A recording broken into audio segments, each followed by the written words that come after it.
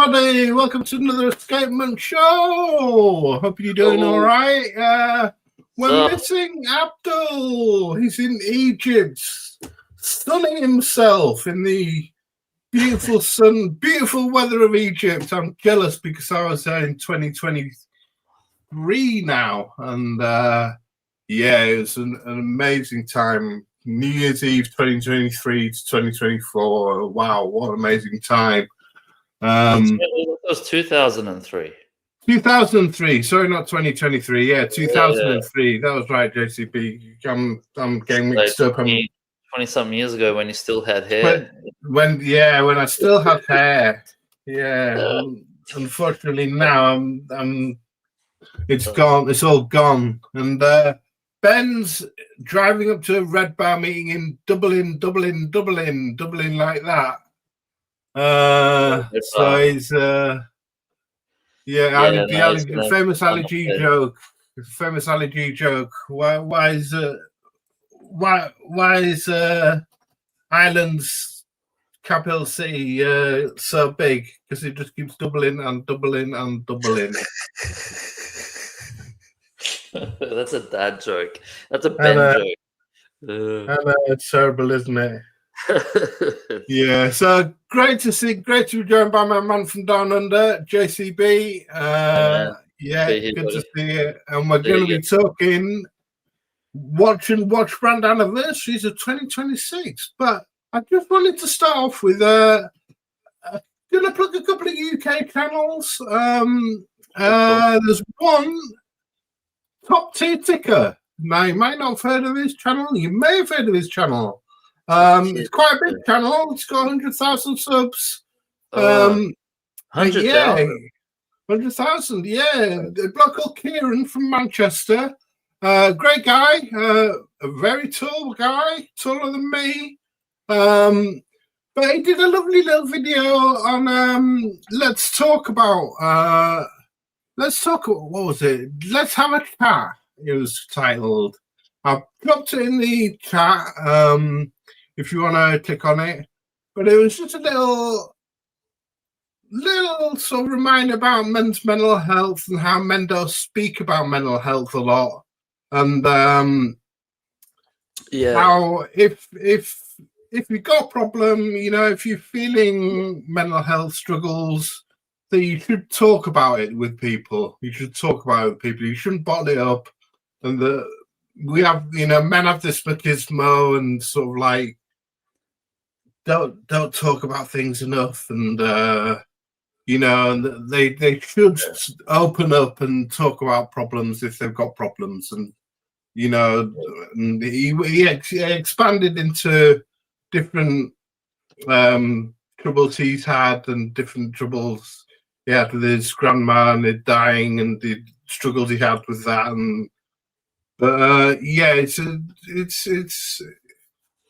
well, a lot of the time is you don't really know where to turn as well. Like if you feel like sometimes you're struggling, right, and you do want to talk to someone. Like it might not be a machismo thing. It just might be like, you know, I don't want to really talk to my friends. You want to have someone independent, or you know what I mean. Like sometimes you just don't know where to go. So it's good to have some options, and you know, at least if you could have someone that you could talk to about something, then that makes a big difference. Yeah, it does. So you put a few links to different people that you can talk to in the in his description, but the UK. But there's always different people. I mean, Samaritans and things like that. And I'm sure you can look up different helplines and things like that if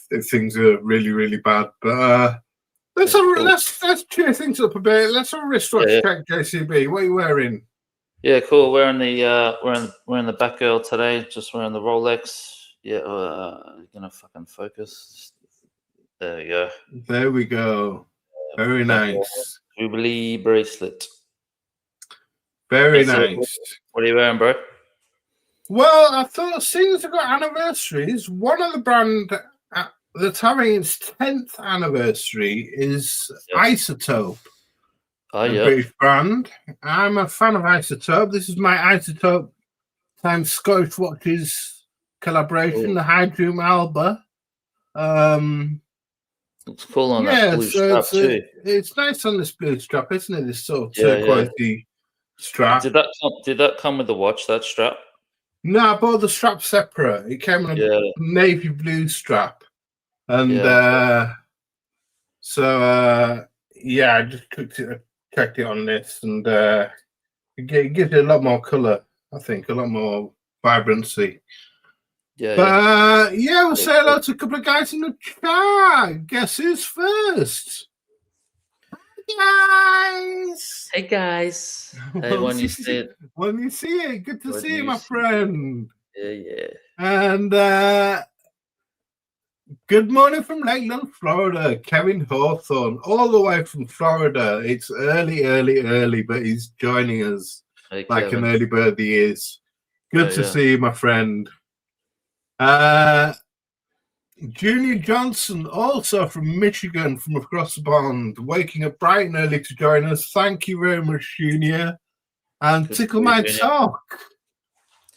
You're from down under? Is down under Tickle My Talk? He is. He's from Sydney. Yeah, he's a good dude, from man. Sydney. What's doing? Good evening, Tickle My Talk. Good to see you, my friend. Tickle. So I just got a few in the chat so far. So JCB, you've got a little treat for us. Yeah, when our channel of unboxings, we're not on a big unboxing channel, but you've got something. I felt a little bit left out when you guys were doing all the wrap up of all the pieces that you bought in 25. You see, so I had to join in the goodness. But yeah, no, as you know, I've been looking at been trying to pick up something for a little while. But let's have a look and see what we've got over on JCB's desk. Hopefully, you can get the mic. Here's the box. Any guesses? Any guesses, Thomas? What do can you tell from the box what it might be? Oh, we got Ben joining us from the car. Hey, Ben. Hi, can you hear me? Yeah, we can hear you, my friend. Does it sound okay? Yeah, it sounds fine. Yeah. How are you, mate? You on your way to Red Bar? On my way to Red Bar, yeah, and yeah, you guys will keep me occupied on the journey. That's what I'm thinking. Yeah, cool. How far's the drive that you have to go? An hour and a half. Oh, okay, cool. Good for you. Good that you could join us. Yeah, delighted to join you. Delighted to join you. I see we might be having a bit of an unboxing here. Yeah. Good to see you, Toast McDonkey. He says Isotope is one of the better micros. Love the Mercury and the polished style. Yeah, that is a great micro brand. Jose is great. Jose Miranda, who runs Isotope, is a really nice guy. But let's get on with JCB's unboxing. Do you want to make it big screen, JCB? Yeah, for sure. Go big screen, man. Go big screen. Any guesses, Ben? Any guesses? Do you know what this might be? I have an idea, but no spoilers. I got a feeling. Well, I know JCB's a chronograph guy, so is it another chronograph, JCB? Could it be another chronograph? Well, Omega. An Omega chronograph. Well, it could be. I went to the Omega boutique and saw the new Panda, or the reverse Panda. It could be that maybe, but let's have a look. I'll get that bad boy over there. Oh shit. No, that box. That's a speedy box. Such a good box. Like not many companies put so much effort into their boxes these days, you know what I mean? Let's have a look. So you gotta undo these. Oh, look at that. Not many companies put so much effort into their boxes these days, you know what I mean? So you gotta undo these. Oh, look at that. So you gotta undo these. Oh, look at that. It's a Speedmaster. So did you go Hesselite or Sapphire Sandwich? Yeah, I went for the Sapphire Sandwich, man. Yeah, this is the one. Nice. I tried it on in 2021 when it came out, and it just felt so good on the wrist, and I just always had it in my head that I'm gonna get this watch one day. And then after that time trying it on in the AD, I called up Blue Shirt because he was a big Speedy guy, and we were having a chat, and he was like, "Yeah, man, you got to get the Speedy. It's such a cool watch." And so ever since then, I was like, "Man, got to get one." So yeah, just such a fucking great watch, man. This is really, really cool. Beautiful watch. Beautiful. It looks lovely. We've got congratulations from Tickle My Talk, and we've got Watch Bronco all the way from Bahrain, I believe, saying congratulations as well, JCB. Cheers, boys. Yeah. Having the watch in hand, I can see why people like say it's boring and whatever, but to me there's so much detail going on, and this 3861 it's just such a good watch on the wrist. It's just really, really cool watch. So I think they've just done a great job at Omega, and yeah, you get the beautiful case back with the sapphire. That was sort of part of the reason. That's nice, isn't it? That's an open case back on a chronograph. Yeah, it's really cool. I got the same on my Zenith A384. It's got an open case back. It's really does make a difference. It's something to look at when it's off the wrist. Yeah, beautiful. Congratulations, man. Let's see. Is it sized? Can you put it on the wrist? I'll get it on the wrist, yeah. Guys, I'm just switching my microphone on there. Just let me know if there's too much noise from the car, because I'll put it back on mute again. Okay. If it becomes too distracting, I just got a new set of noise cancelling microphones, so it might not be good. No, it's fine. We can't hear any noise at the moment. Okay.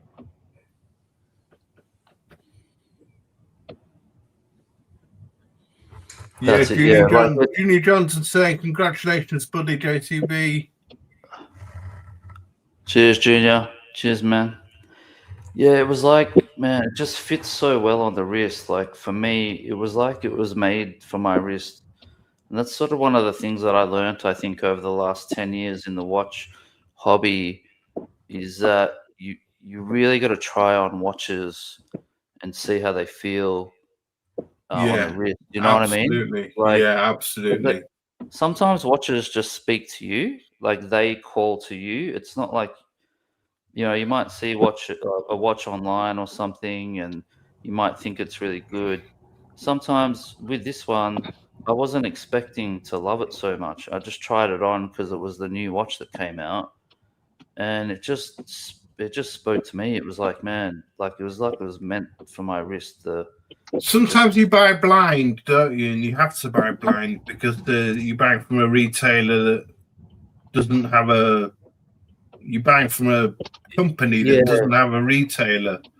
You totally, know, they only sell online, or they only sell. Like with my Otsuka Lotec, I had to buy blind on that, but I knew I liked the watch enough. But yeah, it's always best if you can get in and get into an AD and try a watch on, definitely. Yeah, totally. Yeah, I get it. Like there's sometimes where you just can't try it on, like the watches, but with like Omega or Rolex or whatever the brand is, that it's usually in an AD. My advice is to always go and try it on. And here's a burning question from Tickle My Talk. Did you get a discount? I bought it used. Tickle My Talk. Really? But look how good it is, right? It looks fucking brand new. So the guy had it's a April 2025 card. Right. Yeah, so it's only a few months, like 8 months old or whatever, something like that. And he bought it in November, and Oh, there's a bit of noise coming through there. And let me move that away. And then he just had it. The guy who I bought it from, he had it from November till now. It's like 2 months. He only wore it in the house a couple of times, and he was like, "Yeah, I'm just, it was too big for his wrist or some fucking excuse."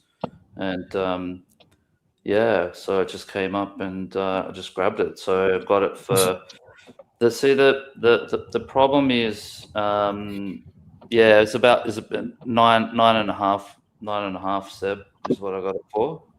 Jesus. So I'm like, look, I love everything about the watch, but the price is out of control on these things now. Like the retail price on a Speedmaster Sapphire in Aussie dollars, Tom, it's 14,000.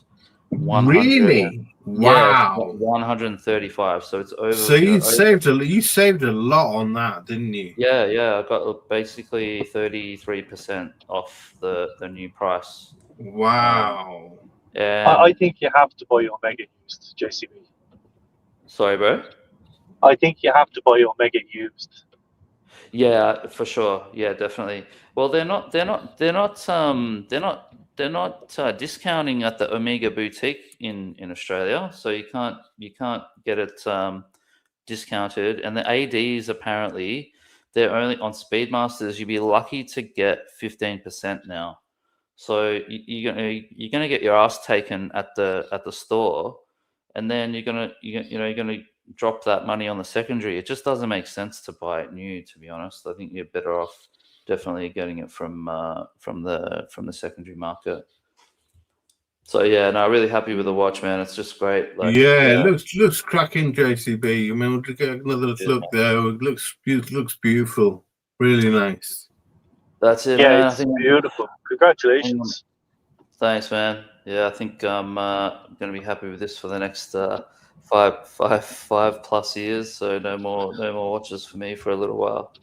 Yeah, I used to own the Hazelite, and the finishing from Omega in the way they paint the hands, even everything is so smooth. There's zero rough edges, and even though it's a tool watch and it's more tooly than the reverse Panda that's after coming out, it's finished to a really luxurious level. And I think you add the sapphire sandwich on top of that, it's almost like the perfect balance of tool, but something that you can wear with a suit. Luxurious, you get to see the movement, you get to see the finishing, all the different colored plating, and the applied logo. All those things just make a difference, and the polished parts of the links.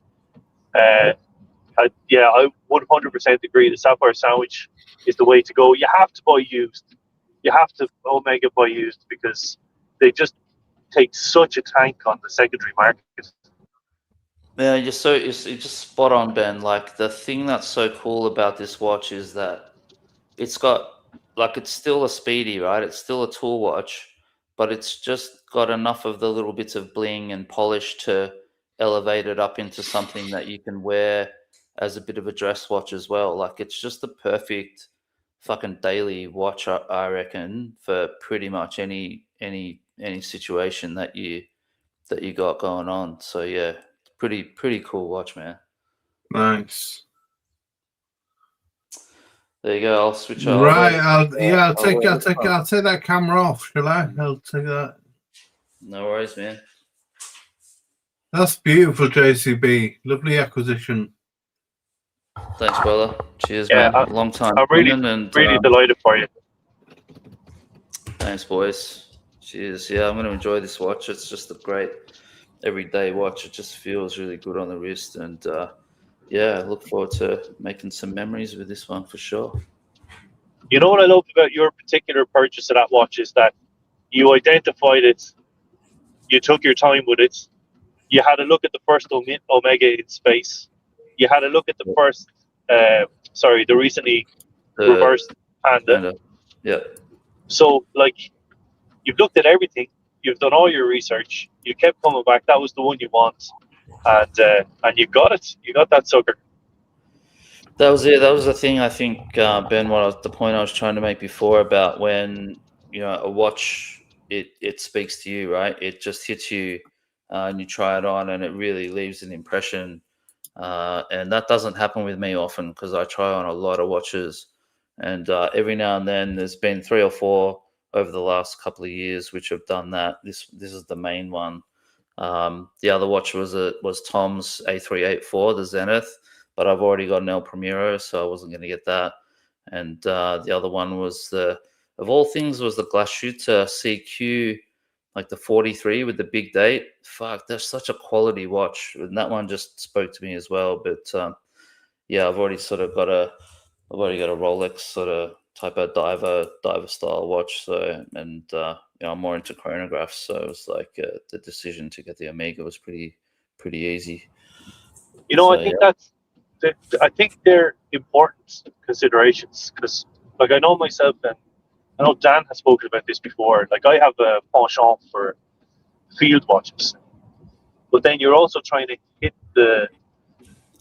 you could be in danger of becoming a tick the box collector, which I think I may have gone through that phase. yeah, But Dan was saying, well, you know, it doesn't matter if you've got 4 field watches in your collection. If that's what you like, that's what you like.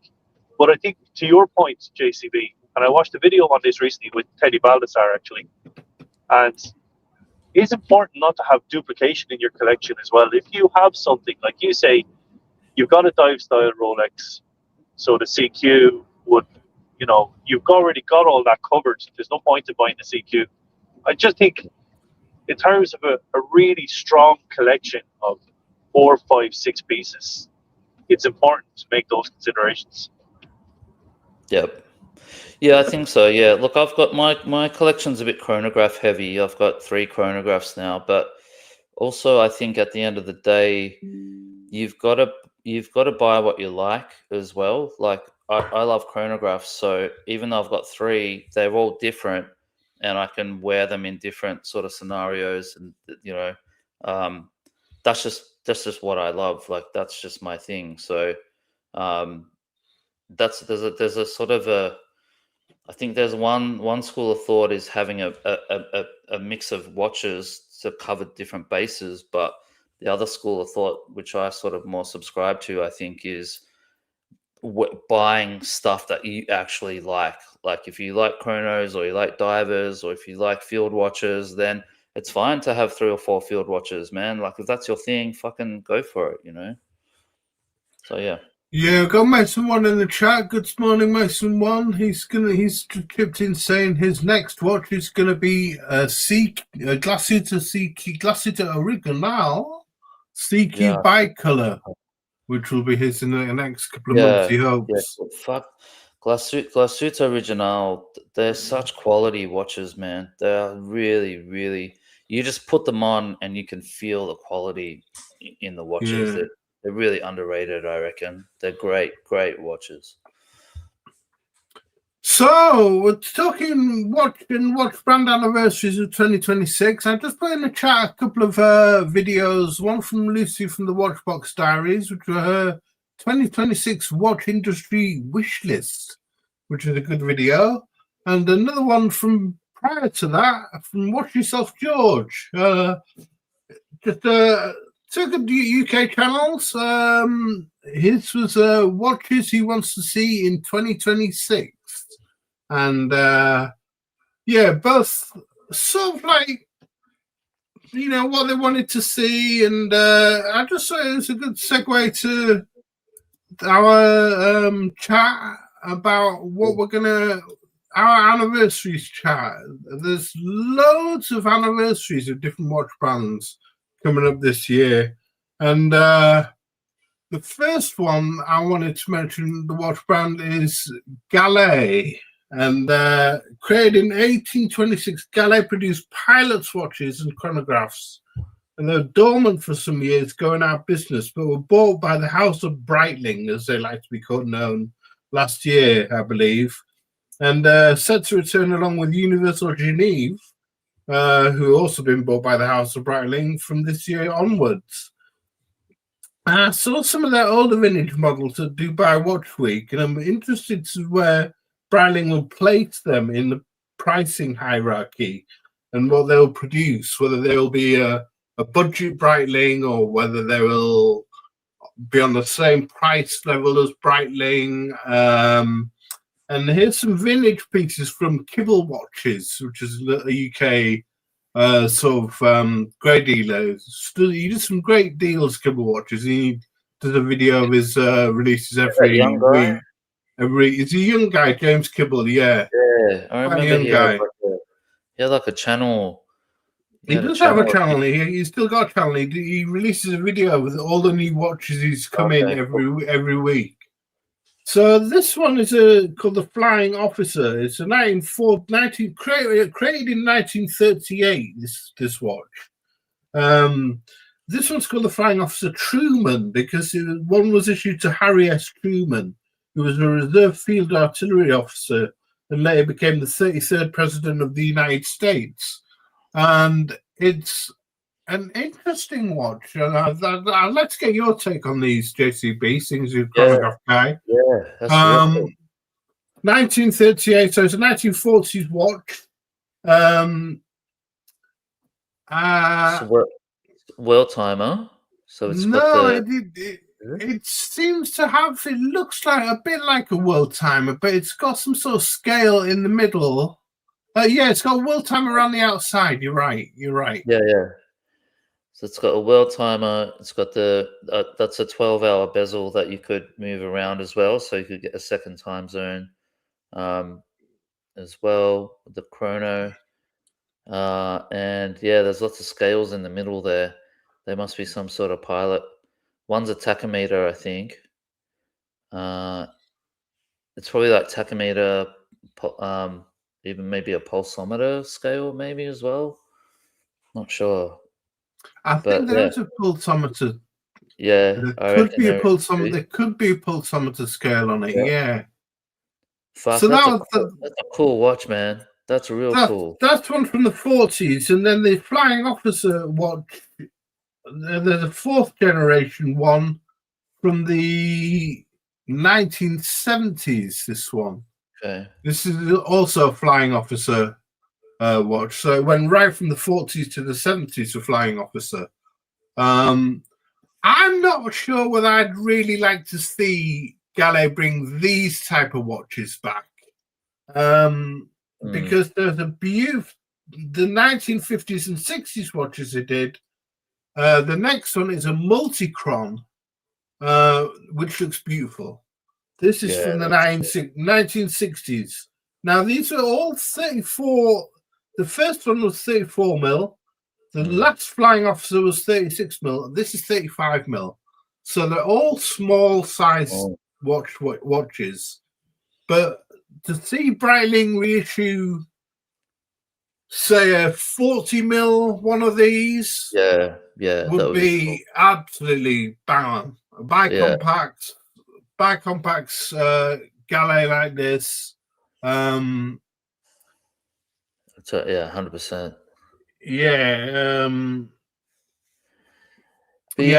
Mason one's saying he thinks Breitling are gonna planning to use Gallet in the bracket below the main Breitling brand. I think you're right there, Mason. So it's gonna go. The hierarchy will be Gallet, then Breitling, then Universal Geneva top tier. I think that's the planned. I wonder what movements they're going to use for the chronos, though, because these are all Valjoux movements in there that they used to use. But you're right. Are they going to use B01s? Are they going to use? They couldn't, because if they're going to bring them out at a lower price point than Breitling, because Breitling uses the B01, obviously, right? So if they'd have to go back to using Valjoux. Are they using? Did they use Kinesi? Are they tied in with Kinesi Breitling? Or was that Tudor? No, they always like now or now, yeah. No, that the B01 is in-house manufacture. Right. Okay. Yeah. So that was their first. That's the cool thing about the B01 for Breitling, was that it was their first in-house chronograph. Before that, they used to use Valjoux based calibers. This is a Valjoux 7730 in this one. Yeah, so I reckon they might have to do that then again for this brand. Yeah. The next one is a beauty, in which I'd love to see them bring these back. These are This is a multi-chron calendar chronograph using a Varju 72C. So this is from the 1950s, and this is a triple date. Oh man, sick! That is sick. Oh, I love to see these triple dates come back, but I've got a feeling that they're going to keep those for Universal Genève. So this is a 200th anniversary of Gallet this year. Yeah, what we're going to see from Gallet, they've got to bring a banger out. Breitling have got to bring a banger out of Gallet for the 200th anniversary. Yeah. They have to. I was going to say, Tom, I agree with you. Like, some of those old Universal Genève triple calendars were incredible. And I'd love to see those come out under the Universal Genève brand. Well, they already have released. They've already released a special. They've already given us a sneak preview, haven't they? Of those 3 37mm ones, but they're priced. They were priced ridiculous prices because they're in gold, I believe. They weren't they weren't calendar watches though, whether they were just chronographs. I think one was a triple date. I believe one was a triple date. Yeah, one of them. Okay, cool. Yep. But yeah, they were expensive because they were all precious metal. They were the Nina chronographs. Yeah. Nina Rint. Nina Rint, yeah. Nice. Evil Nina. Yeah. Is that a person? Yeah, Nina Rint was a wife of Joachim Rint, who's a sports car racer. Race car driver. Driver. Yeah, race car driver. So the watch is the Nina because she used to wear the Universal Genève and on the racetrack, and so everyone she was photographed wearing the watch and and they competed against Daytona.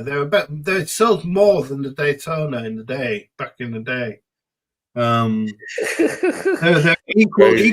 They're equal price. They were equal price to the Daytona, and I love them. They did a beautiful blue dial one, but that's Universal. That's Universal Genève. They're going to be released this year, but I just focused on Gallet because it's their anniversary. This year, their 200th anniversary. So yeah, of course. Just it's nice to see Breitling making these moves. It is, isn't it? It really is, Ben. I agree. I think it's brilliant to see Breitling focus on chronograph brands as well. Chronograph brands, sticking to the roots, sticking to the Breitling roots of chronograph brands. So Gallet, Universal Genève. I mean, we've got the Pole Router, but that's a three-hander, but. Yeah, I don't know. They haven't mentioned anything about bringing that back, but on to another brand which is celebrating an anniversary, Ben. 145 years, founded in 1881. Seiko Sha. They were inspired by the vision of their founder Kintaro Hattori to be always one step ahead of the rest, as he used to say. Seiko have always seemed to be consumer favorite and met society's evolving needs, innovating and progressing for the past 145 years. Seiko released 4 anniversary watches recently, and they say featuring warm gold accents that symbolize success and prosperity. I don't personally get that message, but with these releases. But the releases are. The first one was this King Seiko, with a finely embossed pattern on the dial and deep gradient, gold-colored logo, hands and indices. What did you think of these new Seikos that came out? Ben, I was just going to ask Ben because he's a bit of our Seiko guy. I haven't seen them. I can't see them, and I don't want to be looking now because obviously. Yeah, sure. Safety first. Didn't you see the 4 Seikos that came out? There was the King Seiko, the Prospect Speed Timer, the Astron, and the Presage. Was the King Seiko one of those really edgy ones, as in the case is very edgy? I can't remember. Is it Bantac or something they call it? Bantac? With the brown dial and gold indices, yeah. Yeah, as a color combination, that's not so bad. I suppose on a general kind of higher level, I just think Seiko could do what they want, like insofar as I know, like they're seen as entry level or whatever, but Jesus, Seiko's history is so vast. They've been going for so long with the laurel, like 145 years, and so many firsts with quartz and spring drive. I mean, they nearly destroyed the Swiss industry single-handedly. So yeah, Seiko. Obviously, I've got a lot of love for Seiko. I can't see those watches, Tom. I haven't seen them, so I can't. Right. Comment. Okay. Well, they're very expensively priced, basically. The King Seiko, this one is, I can't remember the price. I'm written it down. Well, that's the problem. That is the big issue with Seiko at the moment. Is I see TGV talking about it on his YouTube channel and Time Teller and a couple of others. They talk about the glory days, which is probably around 2016 to 2018, where all these SARVs and SKXs and cocktail times and alpinists were available for, somewhere between $300 to $500. That's not the case anymore. Alpinists are approaching $1,000. And absolutely. It's being much lamented within the industry, but I see now TGV and a few others, and they're holding up speed timers and stuff like that and saying the glory days of Seiko might be back, and they're coming under some fire because they think there might be some vested interest there, or maybe they're getting watches from Seiko, and Seiko might be telling them to plug these things back to the glory days. So Seiko, obviously, they've been transitioning to a more expensive price line, and now I wonder, are they second guessing themselves? But not by the price of these, by the sense of things. Yeah, I mean, the case on this I quite like. It's 70s style case. The dial is panned. What do you think, JCB? This particular one. I don't like the bracelet. I don't like the bracelet.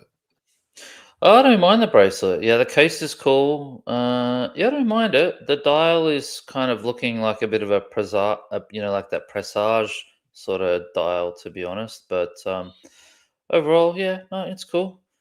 What do you think to the next one? Because this is a Prospect Speed Timer chronograph with a white dial, gold-colored hands, and logo and indices. Also, a round date window. It's got a round date window, just Sarah. 430, which I thought was a bit funny. But I suppose fits in with the subdials. Yeah, it's all right, but that color combo just doesn't work for me, man. Doesn't do anything for me. Yeah, doesn't do anything for me. That's kind of, well, if anything, it's making me puke in my mouth a little bit, to be honest with you. Yeah. Doesn't do anything for me at all. Not a good looking watch, that one. No. This one doesn't do anything for me. This Astron GPS solar dual time chronograph celebrating the Astron spirit of innovation, they say. Get off the app, man. Jesus. Doesn't do anything for me. They're straight out of the 80s, this one. And this Presage, I quite like. It's a Presage model with a white enamel dial and Roman numeral markers. It's not real gold plated, though. I don't think, which is a shame. It looks like a lady's watch to me. No, it's a 1930s trench style watch. How big is it? Say again? How big is it? It's looks like it's. I reckon that's like a 35 or something. It probably is a 35 mil. Yeah, it probably is. It's going back to 920s sort of 900 First World War trench style watch. Like it's a nice looking watch, but it just looks like the overall aesthetic with the bracelet and everything. Just to me, it looks like a female, like a lady's watch. I love the fact that Seiko are doing enamel dials. I love that. They're doing an enamel dials at a budget, or well, a budget. Yeah. This is going for about $3,000, $3,000, 3,000 quid, which is too much. Yeah. But I like they're doing enamel dials, but yeah, still not convinced about this particular watch. So it's that gold plated, is it? It's not even real gold plated. It's gold DLC, I believe. Well, but that's which is really like a kind of, isn't it like gold? That's a type of gold plating, though, isn't it? Like it's like it peels off, though. It peels off. It's like a plastic coating. It peels off. It's really weird. Yeah, really weird. Weird. Yeah. They could have done a lot more for their anniversary for sure. They could have done some really cool shit, but this is quite underwhelming, to be honest. It is, isn't it? Very underwhelming. Yeah. Well, this is what they've released so far. I hope they bring out some better stuff, but very underwhelming from Seiko so far, I must admit, for their anniversary, 145th anniversary. We'll move on to Tudor. It's their 100th anniversary. Wow. And I want to see the big block. Set up by Hans Wilsdorf as a less luxury version of Rolex and more accessible to the masses. They introduced their 926 range last year, which I thought was a year too early to launch it properly during their anniversary. Should have been during their anniversary year this year. And Tudor released some great watches in their own right, many of which are no longer made. I'd like to see some of these come back as revival or reworked designs.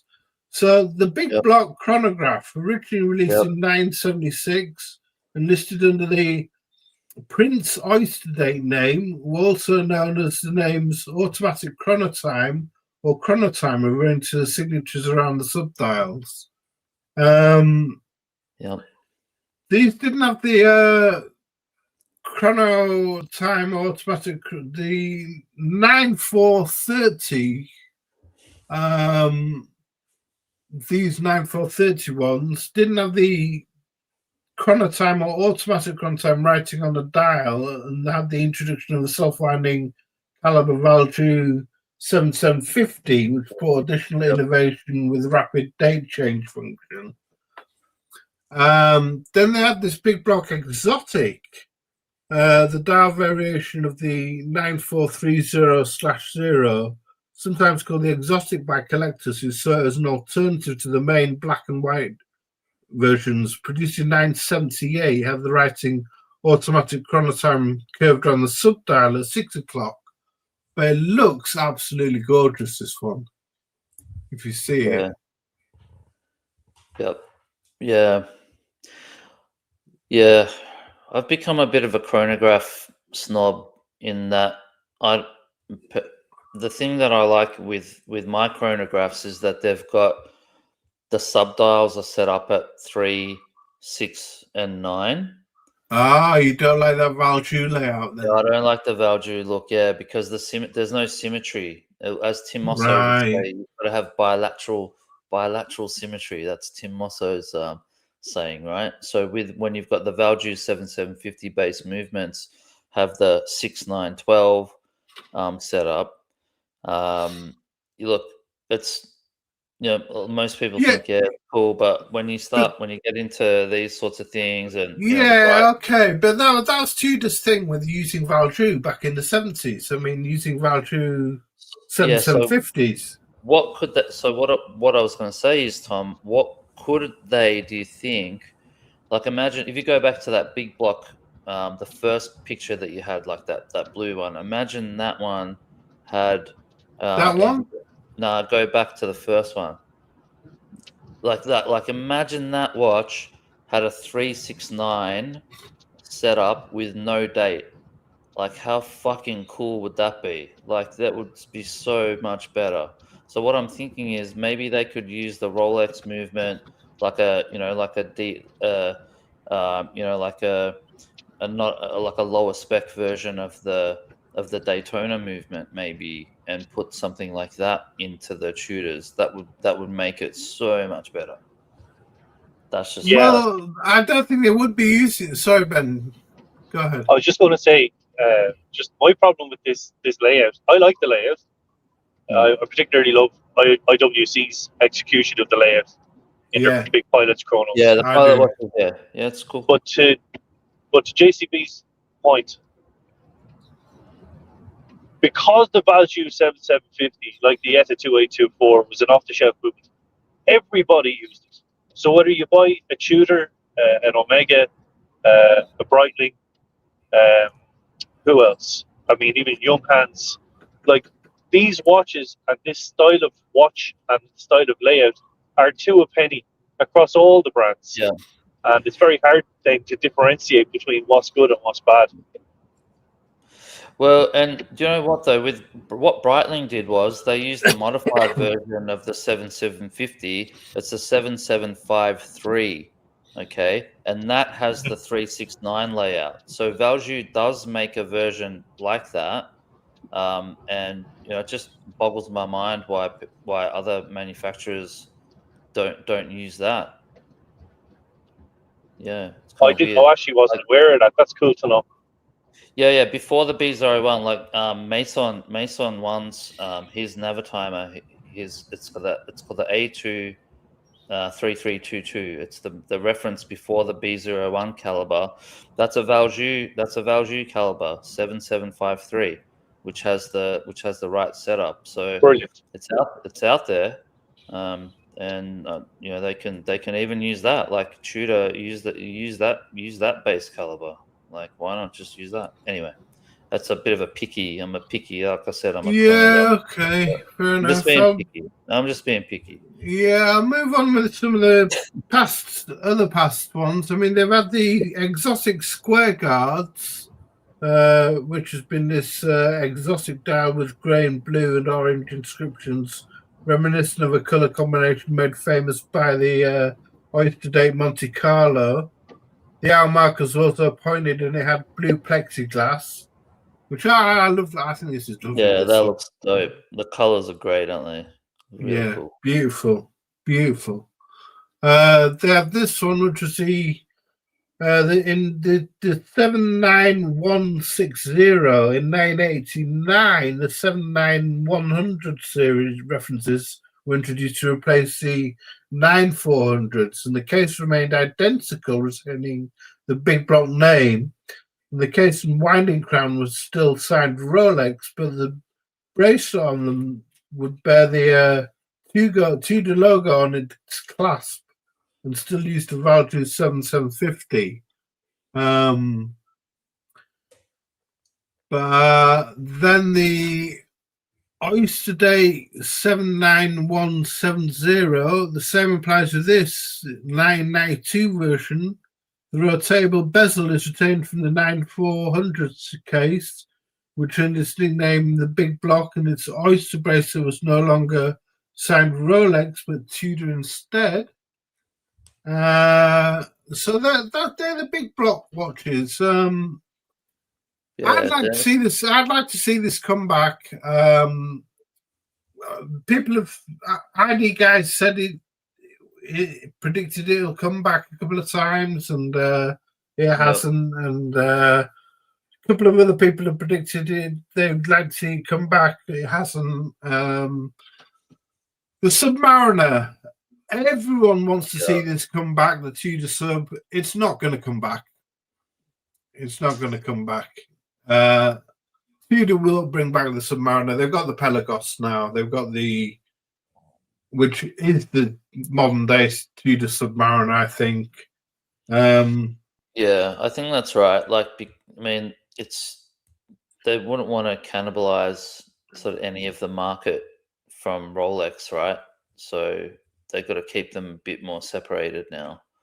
Yeah, this is the ETA caliber in the 70s, there's a 9401 reference, which replaced the 7016 reference of Tudor sub, and it got a better ETA caliber 2776, which had hacking seconds.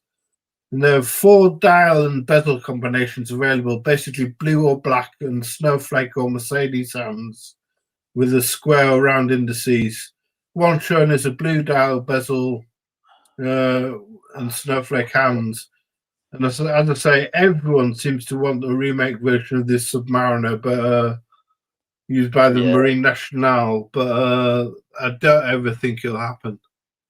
Man, these Tudor subs are worth heaps on the second. They are. They're worth the same as a Submariner, as a Rolex Submariner. They're about £10,000.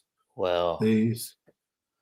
But another one is the Tudor Oyster, the Tudor Oyster Day, which is the one of which is the Monte Carlo, going back further than the big block, going back earlier than 1976 when the big block came out. I'd also like to see these Monte Carlos again from 1971. One with a blue and grey dial, and the other with a black and grey dial from the 7100 series. The blue and grey was issued about 10 or 15 years ago, and I'm not sure how popular it was.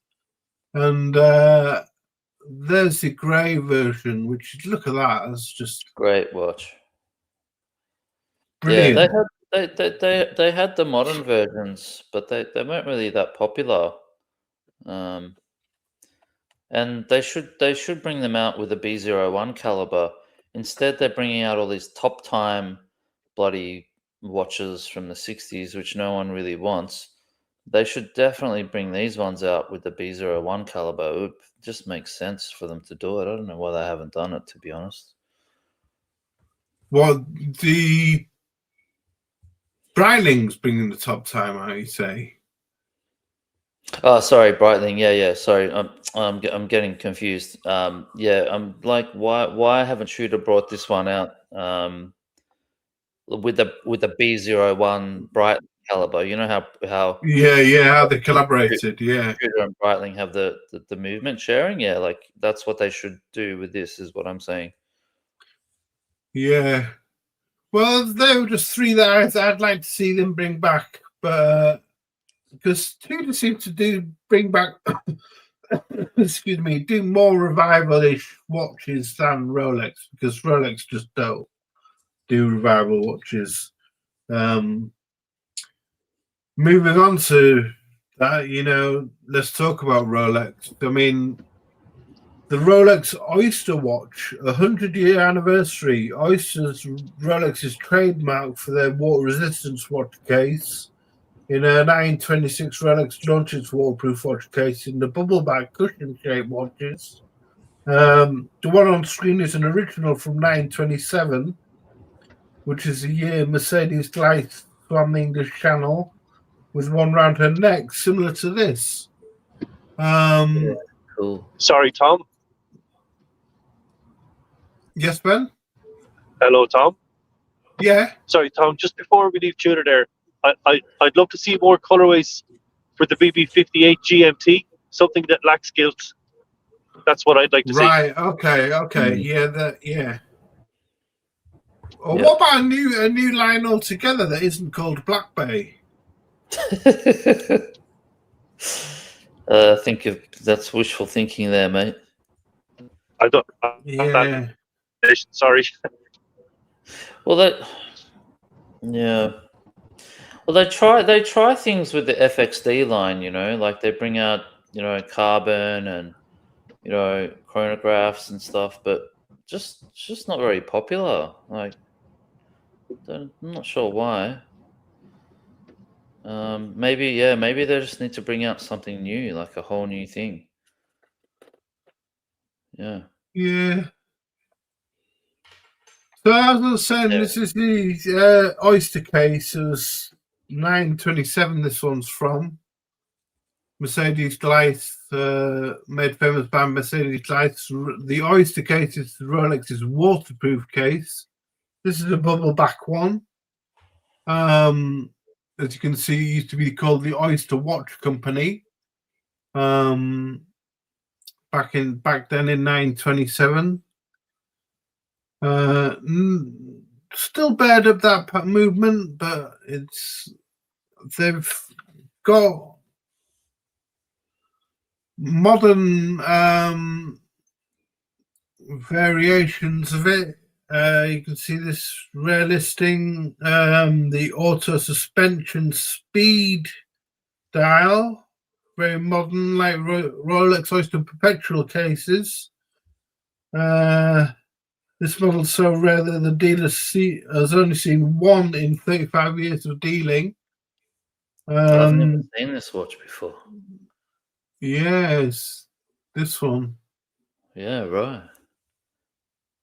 I know the Rolex wouldn't. I know the Rolex won't make these bubble backs. It'd be nice to see a retro case revival for the anniversary. A modern bubble back would be funky, don't you think? You know, but yeah, well, we know what they just don't do. They don't do any revivals of any sort whatsoever. We wouldn't see that bubble back case again.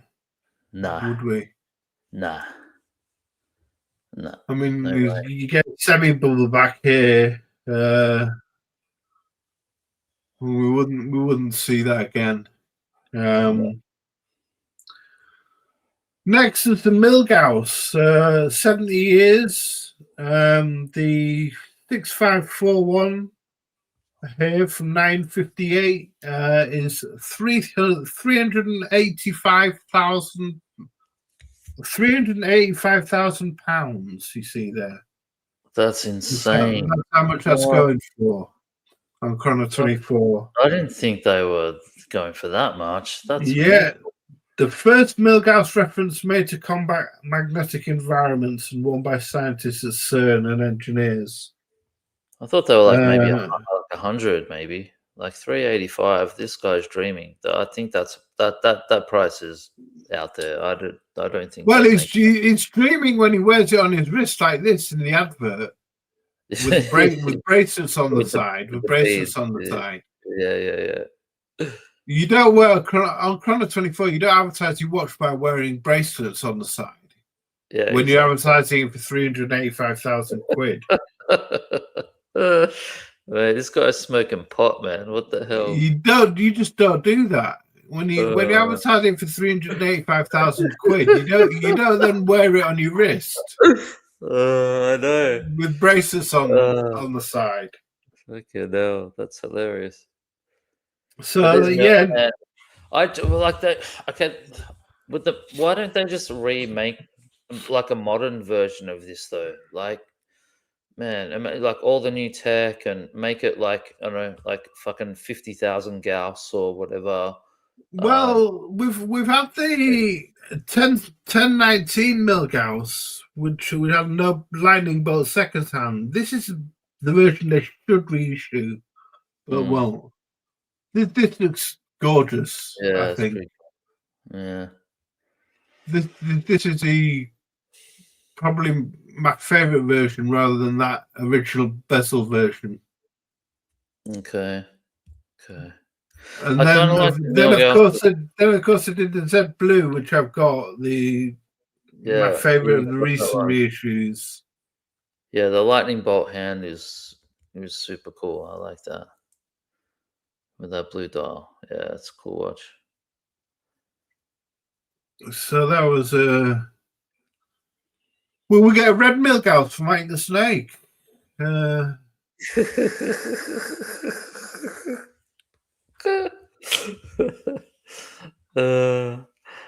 that be cool? The red Milgauss, man. Red Milgauss. I want a red Milgauss, man. Get a red Milgauss. Yeah, I'd buy one of those, man. Yeah. I get a red Milgauss. No, I don't think that'll happen. So, on to the last of the Rolex anniversaries. 70 years for the Milgauss. It's also 70 years since the date was issued. Oh, now, really? The date for me is the king of Rolex watches. Forget Daytonas, forget Submariners. The day-day is establish yourself as the king of Rolex watches, the ultimate retirement goal or boss's watch. It's just think Tony Soprano. I mean, the champagne dial is the classic, but many dials have been done. Exotic stone dials, vibrant stellar dials, mother of pearl, wooden dials, ombre dials, and more. I would hope some imaginative dials appear for this anniversary. What is it? 70 years, Tom? Did you say 70 years? Yeah. Okay. So maybe they might bring something out. Just look at a few of the dials they've done in the past. They've done this birchwood dial, which was really nice. Birchwood, wood dial. It's a wood dial. Okay. Yeah. They've done the one I love is that. Oh, sorry, go on, Tom. Oxblood Stellar dial. Not into this, no. Then a lilac Stellar dial. That's pretty cool. Yeah, I like that. Coral dial. Yeah, that's cool. They've done a Jasper dial. Yeah, that's cool. Oh, fuck, that's nice. They've done the Onyx dial. That's my favorite. I fucking love that watch. That is sick. It's the Onyx with yellow gold.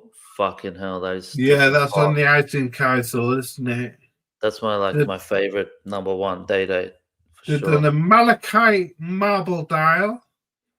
Yeah, that's nice too. Fucking hell. They've done a Tiger's Eye dial. I love the Tiger's Eye. I think that's beautiful. That's beautiful. That's sick.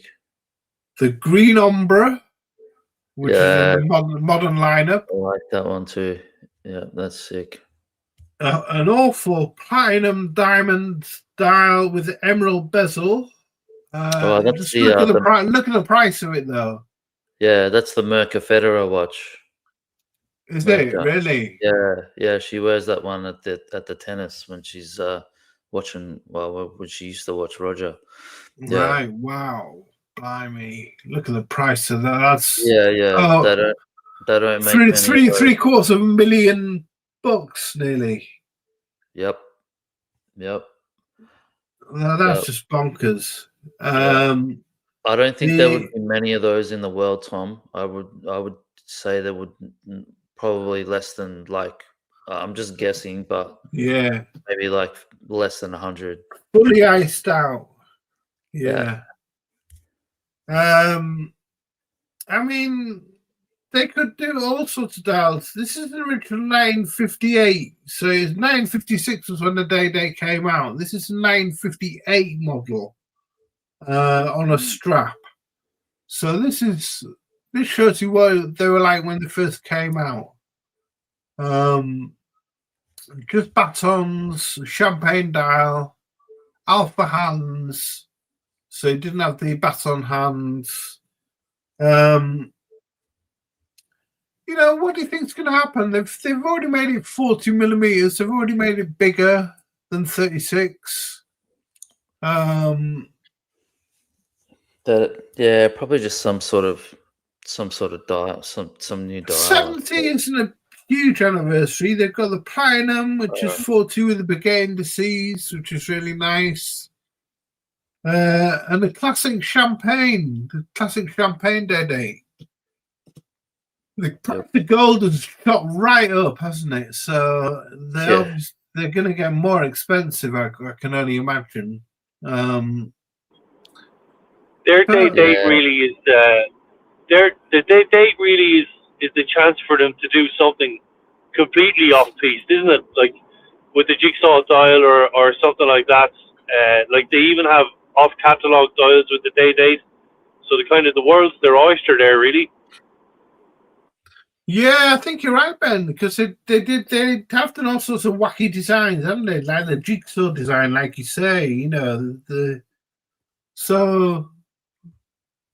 world is their oyster with the day to experiment and be flamboyant and try and do different things. But it's only the 7th. Will they wait another 5 years for the 75th anniversary? Yeah, I was just going to say 75th is probably where we would see it, I reckon. I think. Yeah. 75th, you think? Yeah, I reckon. Yeah. Yeah, I don't think they'll do anything this year. So, and we got Tickle Talk. Tickle My Talker's got a message for you, JCB. Said, JCB, I went to Langer and they said the world time was 115k and they get an Odyssey allocated straight away. Crazy deal. Hey, if you got the money, Seb, wow, go for it. No, they said he has to buy a world time. Yeah, to get an Odyssey, an Odysseus. Odysseus, yeah. Yeah. Oh man, fucking hell! That's a Langer 1 world time. Yeah. 115k. Fucking hell. Bullshit, man. Langer in Australia, they're in no position to be making those sorts of fucking demands, you know? Yeah, that's bullshit. So, next, moving on from the 70th anniversary of the date to the 50th anniversary of the Nautilus. 976 it was made, and following the growing success of AP's Rolex, Patek Philippe decided it was time to develop an exclusive sport watch to refresh the brand image while perpetuating tradition with finishing of the highest quality. The target market was the dynamic business managers of new generations, and Joe Gentler told a story in an interview about how he was at a restaurant in a hotel and some people from Patek was sitting in the opposite part of the dining room from Gentler. So he asked the head waiter to bring him a piece of paper and a pencil, which the waiter did. Gentler then continued to design a Nautilus while observing the people from Patek eating, and he completed a sketch in 5 minutes and was inspired by the shape of a porthole found on a transatlantic liners. The illustration on screen is done by Gentler based on that initial restaurant sketch. So this is an illustration he did later. The reference 3700-1 was the first Nautilus from 976. So this is the very first Nautilus. There's all sorts. They did all sorts of complications. Different dials. They've stuck to this sort of horizontal line dial, and there's the original bracelet. Then they did the 5712. They've done different complications.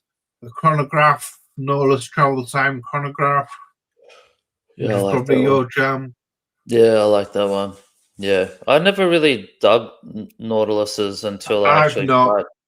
I tried on a 5712 though once at a Red Bar, and that changed my mind. I was like, "Fuck, I get it now." It was a rose gold 5712, and man, on the wrist, the thing about Nautiluses is how they wear on the wrist. They're really thin. They're super thin. Like they're like 7 or 8 millimeters or something like that. Every surface of the watch is polished, so on your wrist it just feels like butter. It actually is an amazing wearing watch. I've got to say, the look of it is not really my jam and a lot of people's jam, but I as a thing when you get it on your wrist, then it makes sense. I'm not a fan of it at all. I can't stand the wings on the side, and just don't like it at all. Yeah, they're just a whole hype about Nautilus and Aquanauts. I just don't get.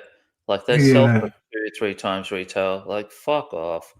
I like the Aquanaut. I just don't like the Nautilus. I mean, what do you expect for the 50th anniversary? I mean, this is the 40th anniversary watch they did. Yeah, this one on screen, and they've done nothing to it. Well. Nothing apart from making white gold and put baguette indices on it, baguette yeah. diamond indices. Well, they've milked it so much already. Like, what are they going to do? It's just like, I don't know. What? Would they bring back steel cases? Would they do different dials? I don't think they'd do much, to be honest with you. Yeah. I mean, look at the price of the 40th anniversary one, though. It's just an investment thing, isn't it? It's £500,000 quid. Yeah, it's ridiculous. £500,000 nearly.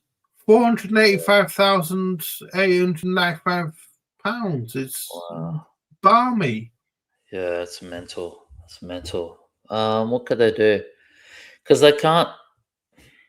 What makes the Nautilus is the case and the whole look. Like, how you can't really mess with that too much. So you can't mess with it. You can mess with the dial. All they've done on this dial is right 40, 1976 to 2016. So that's, I suppose, all they can do is write 50, 1976 to 2026. Maybe like maybe like an ombre type of dial or something like that. That'd be nice if they did something like that. Yeah, if they actually pushed the boat out and. Yeah, I reckon, mate. They'd have to experiment with the dials. That's really all they can do, I reckon. So yeah, it's weird because.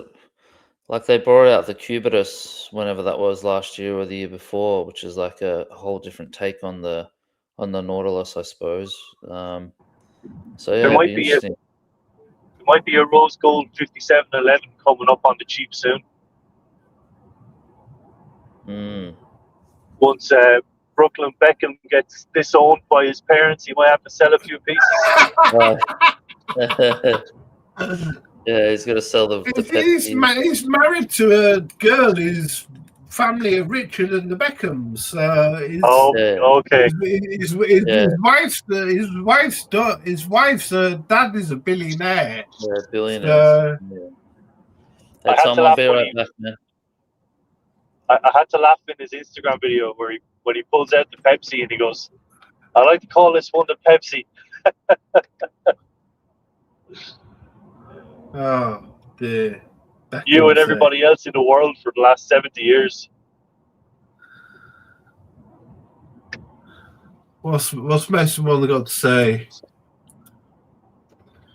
If they could crap out a steel 50th anniversary model with a slightly different dial and sell it for 100k, people will fall over themselves, but as an investment. But buy as an investment. You're right, Mason. They would fall over themselves, and it's what they want. They want a steel version rather than a white gold one for £500,000 quid. They would pay that. You're right, because that's what they probably go for now. Nautiluses. But I don't know. It's yeah. Yeah, I was looking out of curiosity at like Brooklyn Beckham's 5711, and they go for somewhere between $250,000 to $300,000 in rose gold. Really? And they would have retailed initially. Now they're discontinued, but they would have retailed initially for $60,000.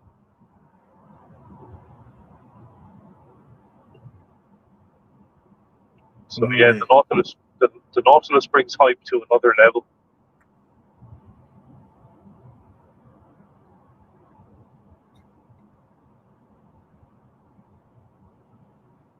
Tom, can you hear me? Yeah. I've just been in the comment. We've got a Terry Tight Bottom. Sorry? Comment. Terry Tight Bottom comment. Rolex should release a Shirley, and then they could get then you could collect the full set.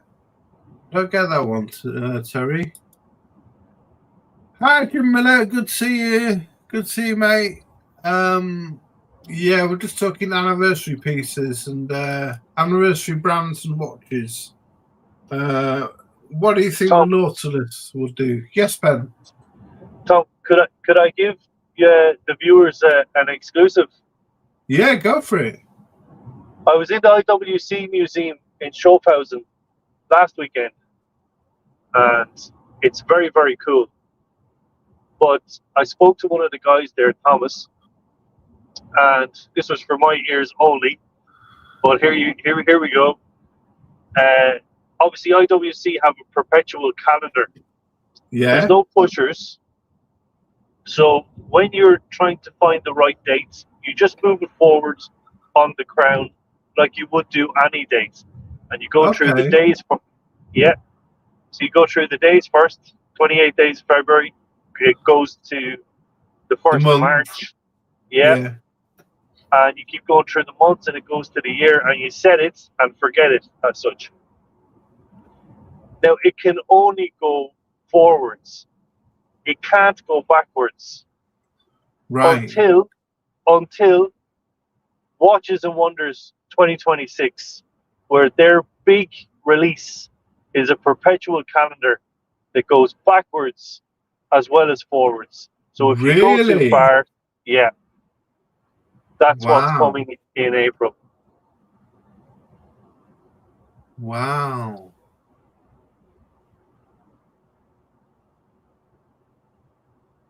That's really interesting, Ben.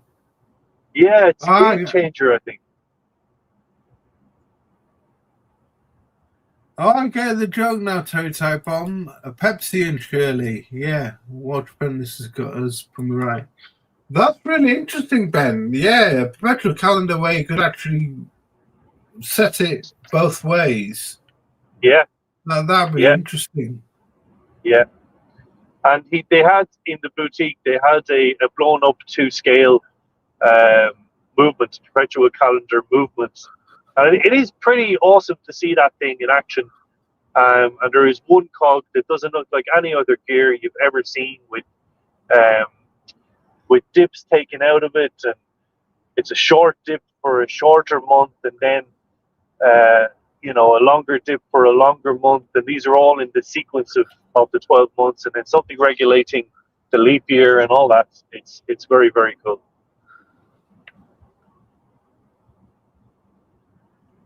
Yeah, I'm a big fan of. I mean, they're very pioneering with their perpetuals, aren't they? They did the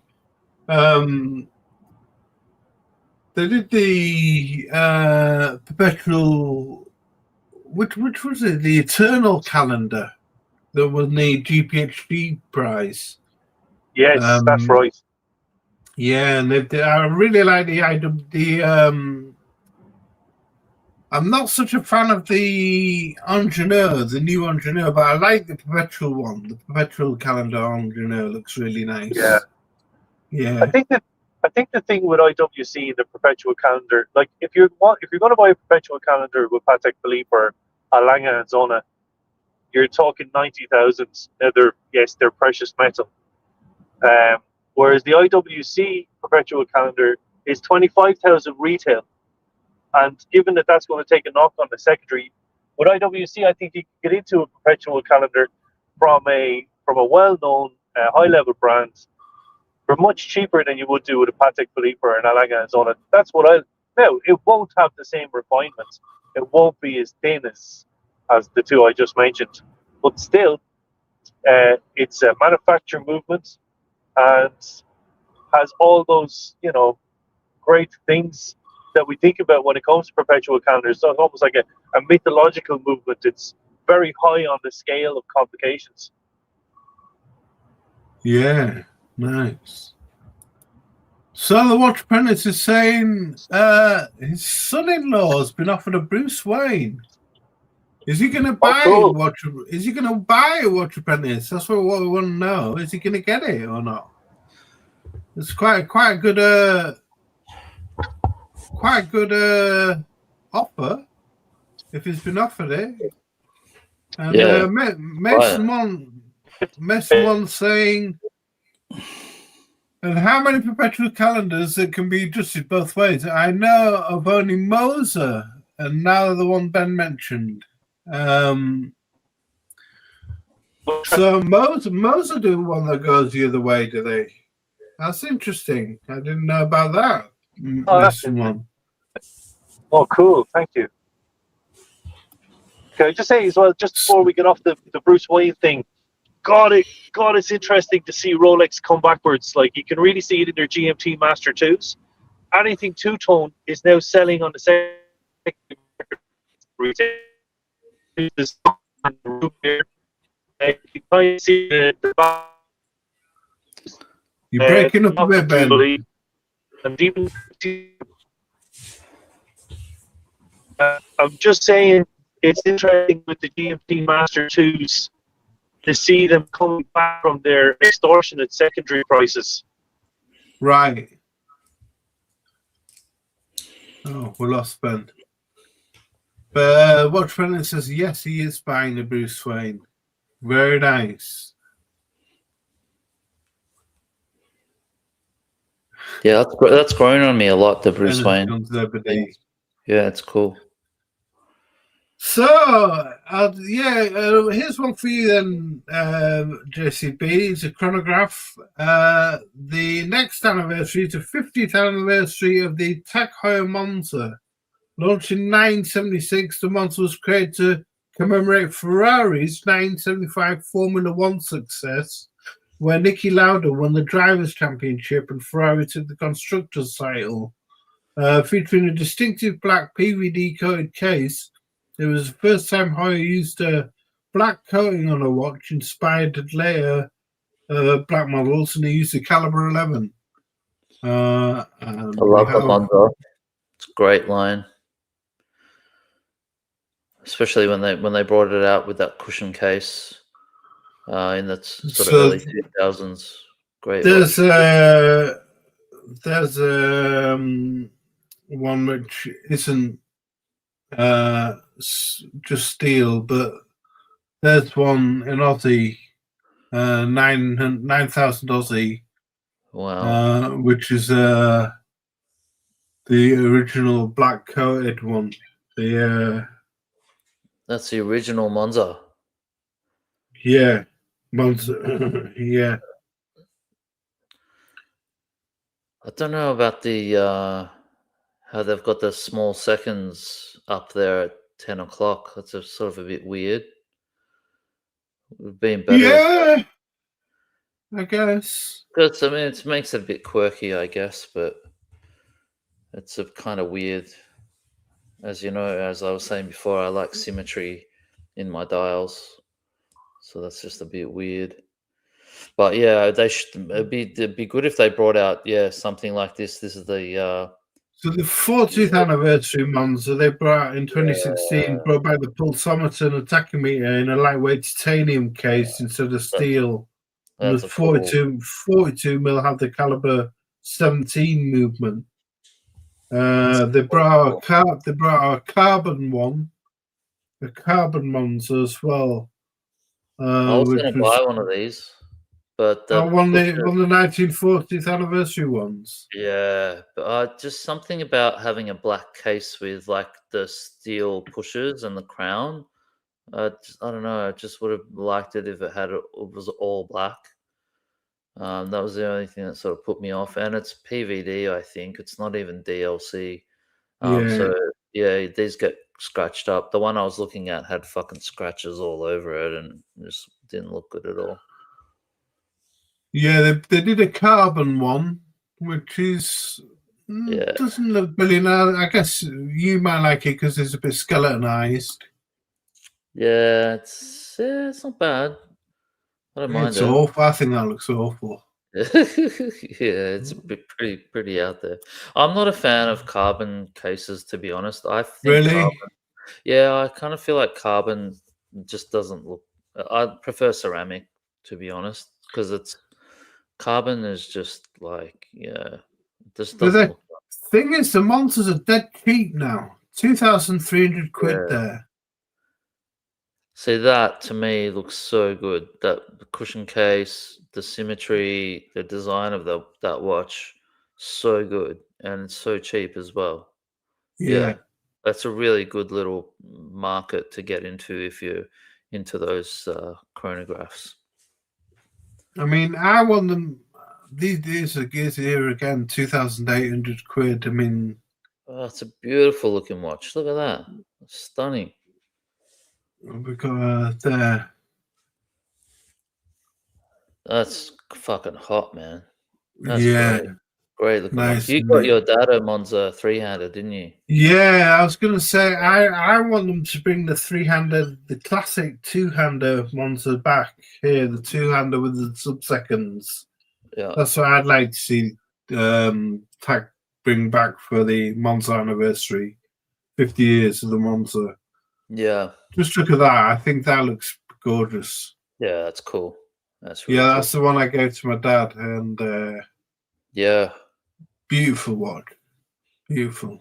Yeah, that's really But the cool. Monza is originally a chronograph, so yeah, I guess. Yeah, it was just never a very popular line, the Monza. I think maybe people prefer the Carrera, the round case. Or the maybe. Monaco, or the yeah, you're right.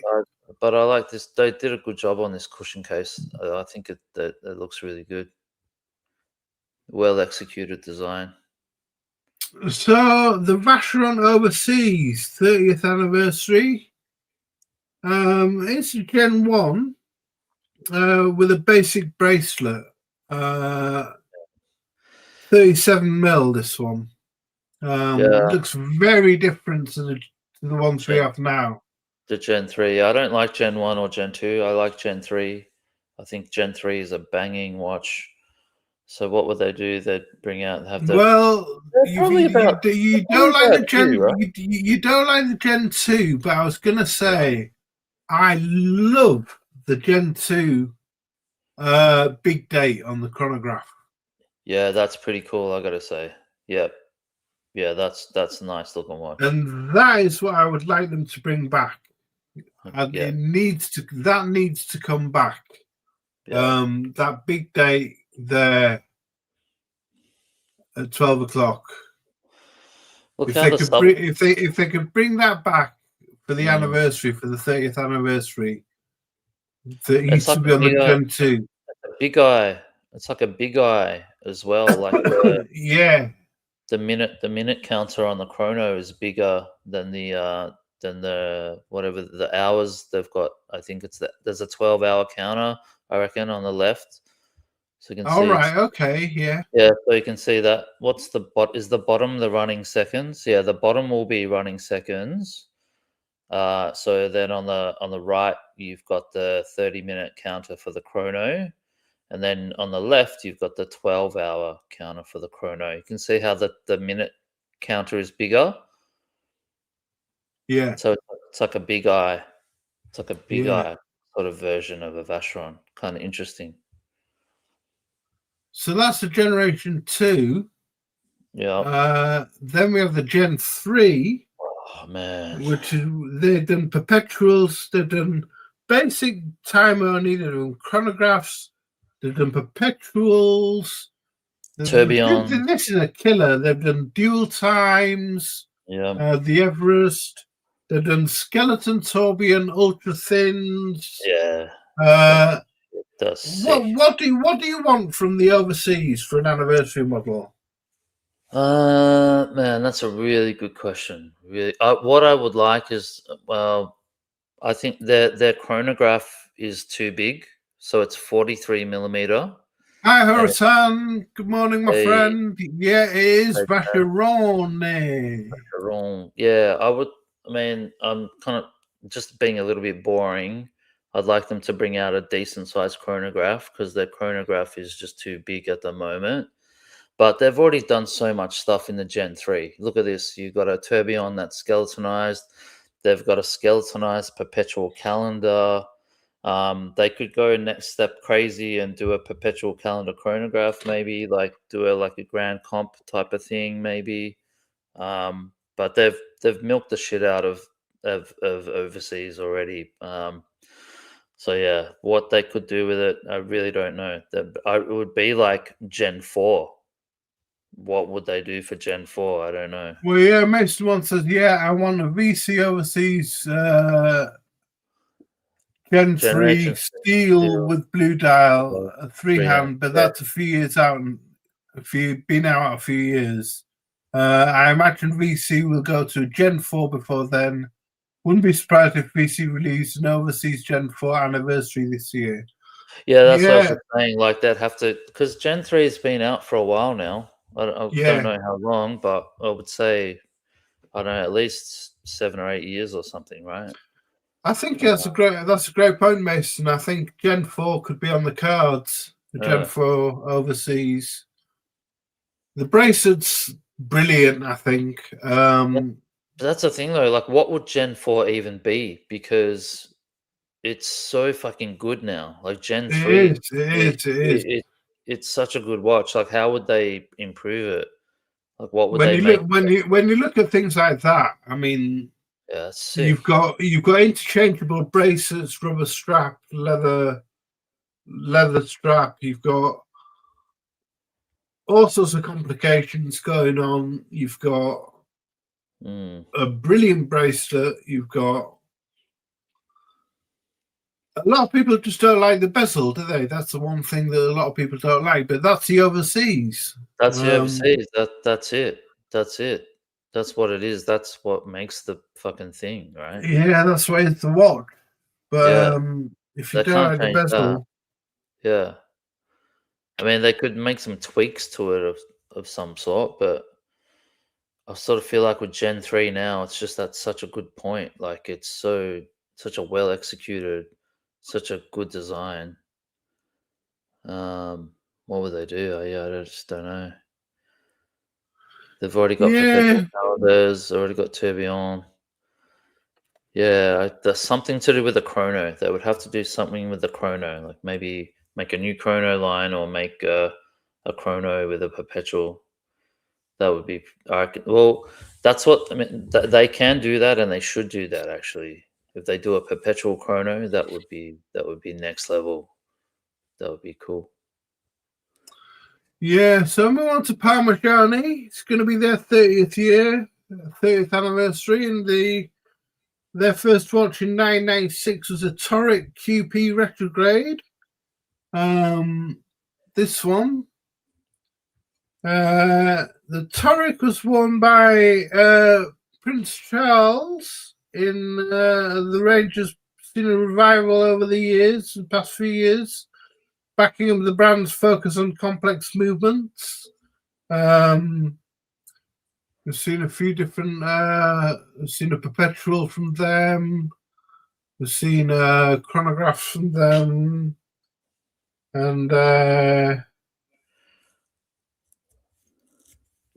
we've seen the Tonda, which was released in 2021 for the brand's 25th anniversary. So they excuse me, they will release different models for anniversaries. This one for the 25th anniversary, which is a really nice watch. And they've had a few GPHG nominations over the past few years, Parmigiani, with the Rattrapant, GMT Rattrapant, and the Hidri calendar. This one, the PF Sport chronograph. I like that. I think this one was nominated this year or last year, should I say? Nice watches. Great movements. Yeah.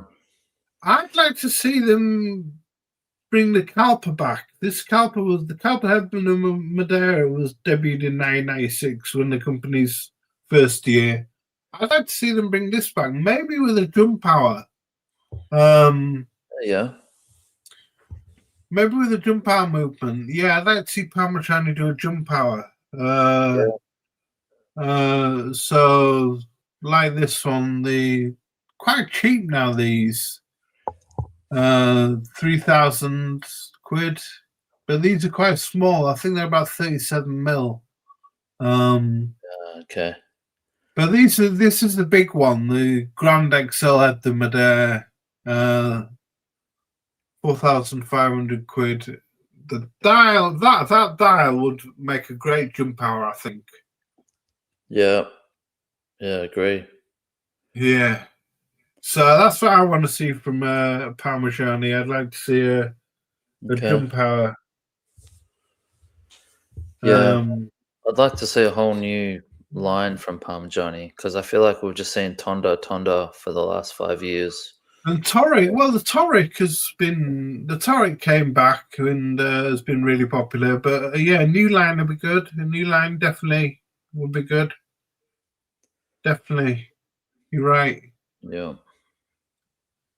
So Roger W. Smith, he's celebrating 25 years. He created his first workshop in 1989 in order to start work on his first pocket watch before moving to the Isle of Man to work with George Daniels in 1998. Roger W. Smith was founded in 2001 and became Roger's first workshop on the island. And the workshop moved to its current site in 2018.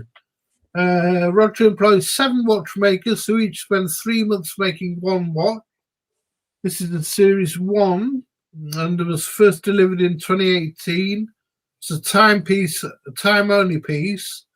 Inspiration taken from the Great Britain watch that he made. The Series 2 idea came to Roger in 2004 when he realized the best way forward was to design and build a completely new watch using the Daniels method. He finished the prototype in February 2006 and it has hours, minutes, seconds, and a power reserve indicator. This Series 3 is like his Series 1, but has a retrograde calendar at 12 o'clock along with a symmetrical dial. His Series 4 displays hours, minutes, seconds, and a triple calendar and moon phase. Housed in a 41mm case. The first one delivered in 2020 was the 100th watch to be made under the Roger W. Smith name and has a traveling date aperture. So if you just see the date is like it travels all the way around the dial. Yeah, that's cool. So it's he makes fuck all watches, right? Or something only like 15 20 a year, I think, or something like that. Yeah.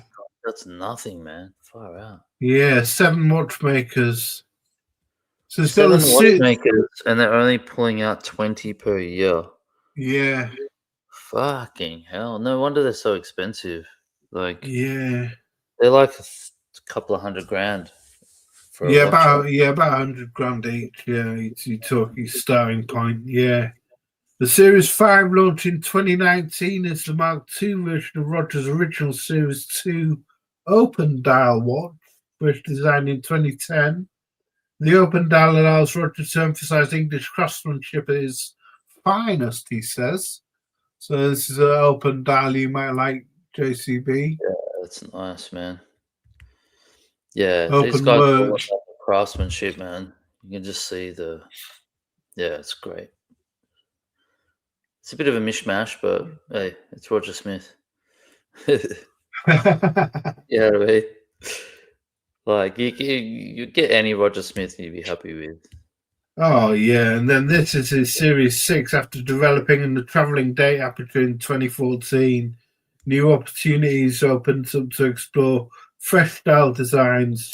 And the Series 6 displays hours, minutes, seconds on a floating central dial, while the date is indicated through the traveling aperture.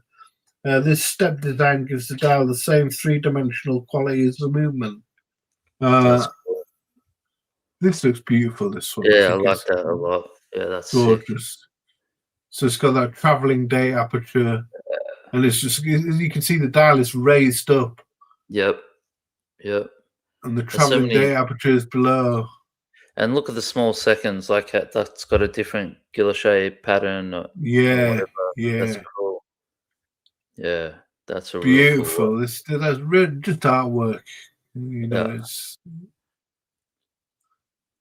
So what is this? Is this where it's at now? Is there another Series 8 after this? That's it. No, it's Series 6. Series 6, right? Yeah, that's it. So yeah, maybe he'll bring something out. Another next series. Yes, or employ some more people. Or do you think he'll get bigger? Do you think he'll get bigger, or will he stay boutique, or will he employ more watchmakers? Or it's been like that for a while because from yes, as far as I know, like he's always just been bringing out like 20 watches a year for however long. Like why would he change it? Like I think the whole point, his selling point is the fact that it's so unique, so niche, you know, so limited production. That's what keeps them in such high demand.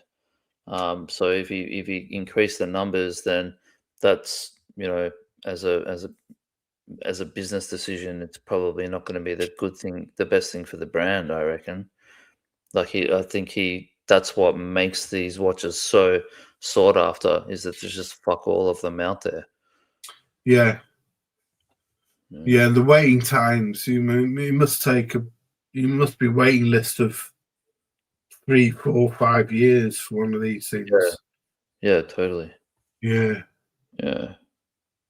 So I got down to that, and then I realised that Ulyssnad had 180th anniversary. So I just skipped through a few of these. So Ulyssnad and what you think they might come up with. The Blast range came up as the first watch on the website. This is £421,000. Absolutely ridiculous. It's a sparkling rainbow Daytona version sort of thing. Except it's not a chronograph, it's just a gem set thing. That's all it is, right? It's just fucking two-hand. It's not even a three-hander. It's a two-hander. Lots of gems.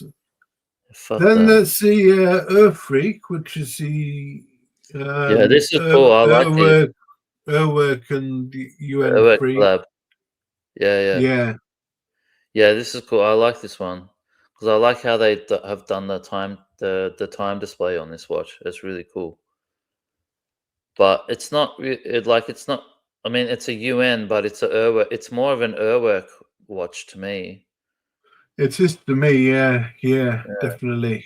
There's more Urwerk than or Urwerk than Ulyssnad. I don't know, man. I don't know about you, but I don't.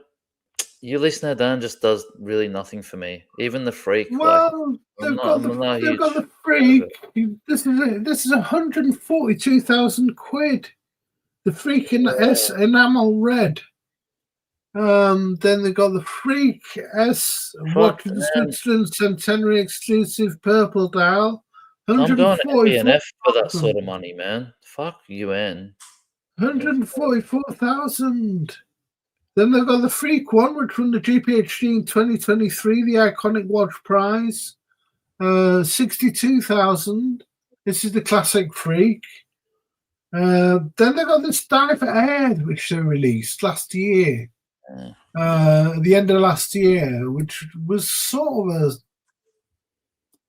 a diver. I don't know. I think it's not got any air in it. It's not got any. Is it air because it's like full skeleton movement? Yeah, it's horrible. I think it's awful. This is one of those arm hair watches. You see your fucking arm hair watch. Yeah, no, fuck that. Yeah, I don't like that. Then they got the Hammerhead Shark to bring prices down to reality for 11,000 quid. This is what I think they're more well known for. They became known for marine chronometers, didn't they? Yeah. I like this line. Yeah, this is cool. So this is a dual time Marine Superior dual time. Then they got a Marine Superior Aventurine, a Marine Superior annual calendar chronograph, which is 11,000 quid. What do you think? What's the JCB verdict on that? That's nice. Yeah, I like that. That's a classy looking watch. That's cool. Yeah, JCB tick of approval. I like it. Then the This series is weird. It's an art series sort of thing. They do pictures on dials, a bit like Patek in their rare handcrafts. It's a bit Patek wannabe. Patek wannabe. It's like Patek rare handcrafts, but not rare handcrafts. And the 31,000 quid. It's Classico Mani. What do you think if they done like their erotic watches, the ones with the dudes fucking the chicks and that sort of stuff? Have you seen those ones? What, the UN ones? Yeah. UN do a whole erotic line where it's like there's like a minute repeater where there's on the hour it'll chime off and the guy's like banging this chick. Well, they've got this series. They've got like scantily clad women, sort of like jumping off boats, and there's a whole automaton series as well. This is scantily clad women being attacked by sharks. Yeah. So I like this kind of stuff for UN. This is for me. If I'm going to get a UN, it's something like this. I want to see tits and ass on my dial. Yeah. So that was all above. These are all above currently on the UN website. Will there be any new additions this year? Do you think, of being the 180th anniversary? They're going to pump out any? No, I don't know. Pump out anything? Well, probably like another freak or something. Who knows? I got no idea. I just don't follow this brand. I know nothing really about them. What do you think? I think they'll probably pump out another freak. I think they'll probably, we'll see another freak from them, or maybe another diver, maybe another dive watch. But I don't. That air one we saw earlier on was garbage. Yeah, that just looks terrible. 34,000 quid. It's just, I just think that's bizarre. I don't know. I think there must be some sort of carbon fiber, nylon, titanium, elastic fabric, and scratch closing strap. There must be some sort of something going on with the movement there. But I don't know what. I don't know enough about it, but there must be some technology going on with the movement to be charging that price. Yeah, it's just like one of those. But it's not for me at all. No. So coming back down to earth, Fears, good old British brand, 180th anniversary. They got their Brunswick 1846 edition, 25 pieces for British Watchmakers Day in March. 925 sterling silver case with a lacquer dial. I really like this. Yeah, I think it's a smart looking watch. Yep. A nice anniversary edition watch. They've actually brought our watch for the anniversary, named it in the anniversary watch. I think it's really cool, really nice. Classy looking, but with a little bit of an edge with the cushion case. So yeah, it's cool. And also made of silver. Nice to see silver. Yeah, and it's made of 925 sterling silver case. Oh fuck! The price of that will be going through the roof at the moment with the price of silver going up. So. No, I think it's going to be about £4,000. So, okay, cool. So it's really, really nice. I think the classic Brunswick case. Do you reckon that's an enamel dial? Yeah, it's an enamel dial. And it's a lacquer dial. Sorry, it's lacquer. Dial. Yep. Cool. Lacquer dial. It's nice. Enamel would have been more, but it's a lacquer dial. So that's only 25 which are available at British Watchmakers Day. So if you go into British Watchmakers Day, you got a ticket to that, you could buy one there. Otherwise, I think you looks out. And the final brand having an anniversary this year is Isotope, the brand I'm wearing, the watch I'm wearing. Isotope, they're having 10 years anniversary. And they're launching this year their OVNI jump hour, the OVNI, which is French for spaceship, using a Le Duperret movement, 904L steel, and a rotating disc for the jump hour mechanism. So it's got a pointer there for the minute, and a rotating disc for the jump hour, which is a cool watch, I think. Yeah, interesting looking. Not sure about that big disc in the middle, but it's Jose's approached it from a different angle. Yeah, it's interesting. It's different. The case is pretty cool. Yeah, I like it. In fact, I got one on order. You got one on order. Yeah. Yeah, funny bastard. How much is that? 1,500 quid. Okay. Yeah. Isotope there. Where are they based? So they're in the UK, based in the UK. Yeah, cool. So were there any favourites out of that you liked? Any of the Roger Smiths, the Vacheron Overseas, the Rolex, the Nautilus, the Milgauss, the Tudors, the Gallets, I'm interested to see what Gallet do. What they come out with.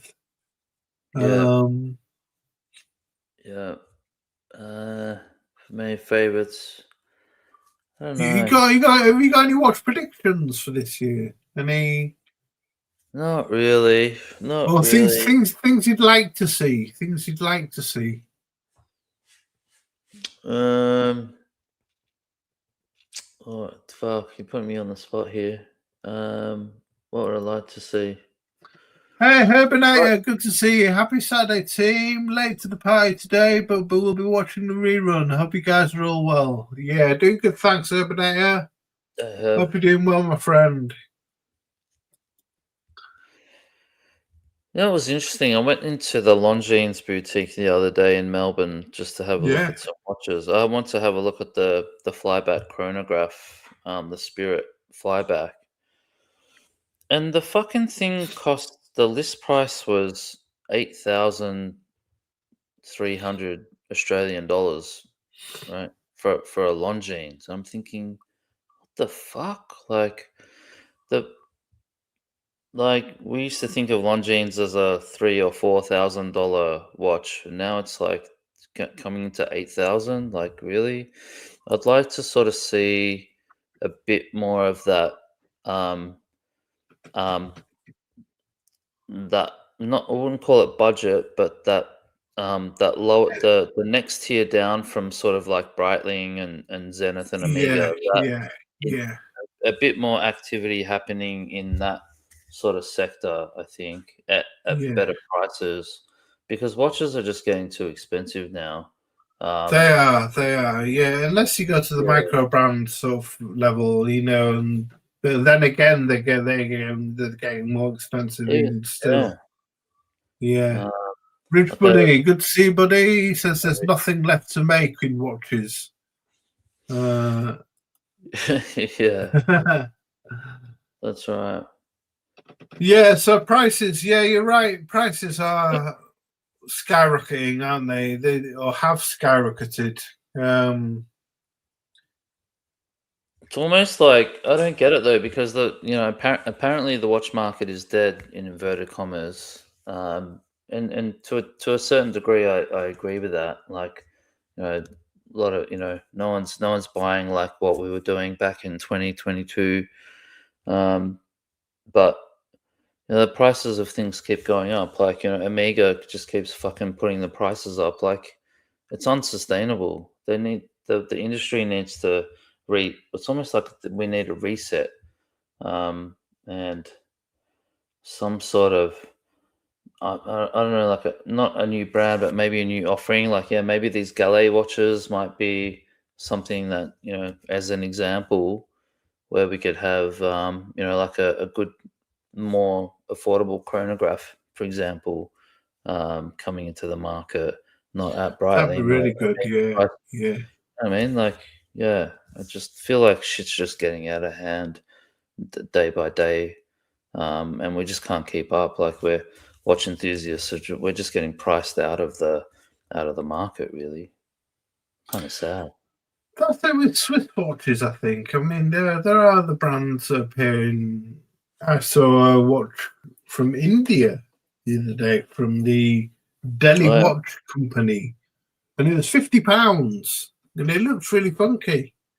Yeah, a really funky case. It was a field watch, and it looked really, really funky. But they, excuse me, they're sold out for the moment, and they're waiting more watches to come in on in April. And but 50 quid, I mean, you can't go wrong. I mean, send me the link. Yeah, maybe. Yeah, I'll buy I will. Yeah. Yeah. What about you? What about you? What are your thoughts? What do you think? All sorts of stuff. I'd like to see Galet come up with some stuff. I'd like to see Tudor actually do a revival watch, because Rolex are not going to do anything revival wise. They're not going to bring back the Milgauss. People say they're going to bring back the Milgauss for the. Have kept saying that. I'd like to Tudor bring back. Yeah, as I say, bring back the big block. But myself and yourself and ID guy have mentioned that in the past, and I'd like to see the Nautilus. I don't care about. So not interested in it. At day dates, I'd like to see more dials on day dates, because I just love seeing dials on day dates, different dials, stone dials especially, and Parmigiani. I want to see a jump power from.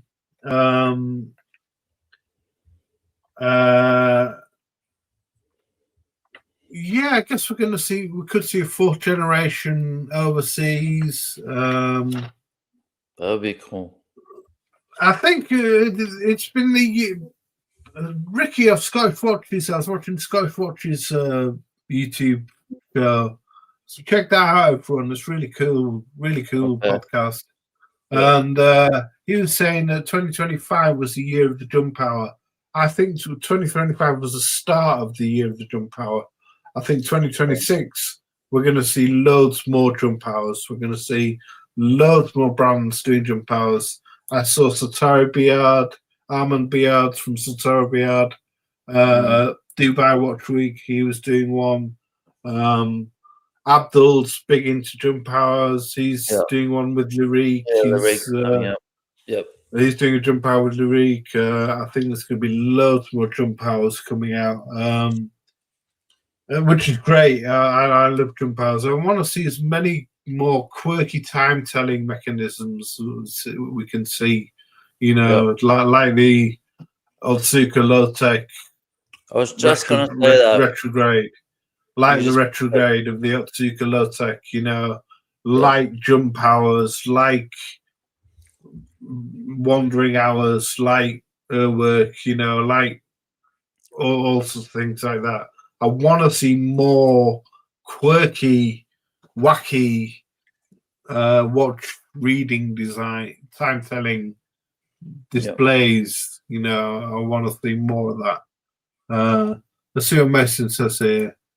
I think there are a few excuses they're using to put prices up. Tariffs, sales fall off, trying to compensate with price rises, general cost of living rises. It'll bite them in the ass. Oh, 100%. Yeah. Totally. Yeah. The cost of living, that's a thing. Like, we're all copying the cost of living like the increases. Like, how are we going to spend another $2 or $3 grand on a fucking watch? Like it just doesn't make sense. Yeah. So congratulations, JCB, on his new watch. Oh, we got Ben back. Hi, Ben. Hi, Ben. Right. Yeah. Yeah, good to see you. You got a bit of feedback. Got a bit of feedback on your phone. Oh, okay. I'll love you guys and leave you. I think I'll go and get ready. And thanks for having me. Okay. Thanks, guys. See ya. Explorer Polar, by the way. Ooh. 40 mil. 40 mil. Yeah. Have a great day. Okay, see you guys. See you later. Bye. Oh, sorry about that noise interference, guys. Great to see Ben joining us today. Thanks to JCB for joining us today, and congratulations on his new watch pickup. If you missed what he picked up, go check out earlier. Go check out the stream earlier and see his unboxing. Congratulations, JCB. I know you've always wanted one of those watches, and you've been after one for a while. So, congratulations, brother. Thanks, man. If you liked what we do, give us a thumbs up, please, guys, to make us happy. And if you're not subscribed, invitation to subscribe. As Bill Sanders says, it's an invitation to subscribe. And check out those videos I posted in the beginning. The one from Kieran from Top Tier Ticker about men's mental health. The one from Lucy at Watchbox Diaries about what she wants to see for watches in 2026. And the one from Watch Yourself, George. Watch yourself. About what he wants to see from watches in 2026. And go and check out their channels and give them a sub and subscribe to them and check out their content. There's some good channels. So that's about it, really. Yes. Thanks, fellas. Thanks for joining us. Thanks, Junior. Thank you, Watch Apprentice. Thank you, Mason One. We love you too, Mason One. So we'll see you next time, guys, and thanks for joining us. Take care. We'll see you later. See you in the next one.